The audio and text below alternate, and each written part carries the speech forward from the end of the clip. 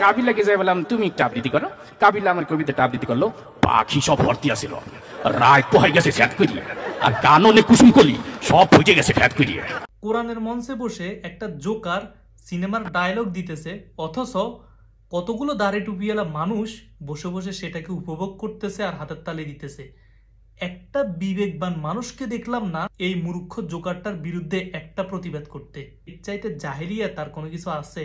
এই জোকারটা নাকি আগে মসজিদের ইমামতি করত, এখন তার কিছু ফ্যান পেজ আছে, সে এখন কোরআনের মঞ্চে বসেও অভিনয়ে সে কৌতুক পরিবেশন করতেছে।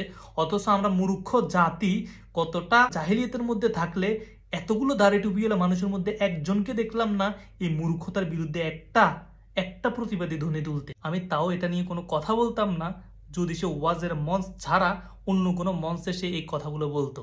আসলে এই সমাজ ব্যবস্থা এতটা নোংরা পর্যায়ে পৌঁছাইছে, আপনার যদি একটু ফেস ভ্যালু থাকে, একটু আপনার ফ্যান বেজ থাকে, তাহলে মানুষ আপনাকে অন্যভাবে দেখবেন। নোংরা মানুষকে ওই যে দেখেন না টিকটকারদেরকে নিয়ে যায় কোথায়, বড় বড় টিভি শো গুলোতে, টিভি চ্যানেলগুলোতে তাদের ইন্টারভিউ নেয় শুধুমাত্র একটা ফেস ভ্যালু। সে যেভাবে হোক, যদি তার লিঙ্ক ভাইরালের মাধ্যমে সে যদি ভাইরাল হয় তাহলে হয়েছে, তাকে নিয়ে সমাজের ভালো গুরুত্বপূর্ণ প্রধান অতিথি হিসেবে তাকে নিয়ে যাওয়া হচ্ছে। এটা আমাদের সমাজের সবচেয়ে বড় নোংরা একটা অবক্ষয় হিসেবে আমি মনে করি।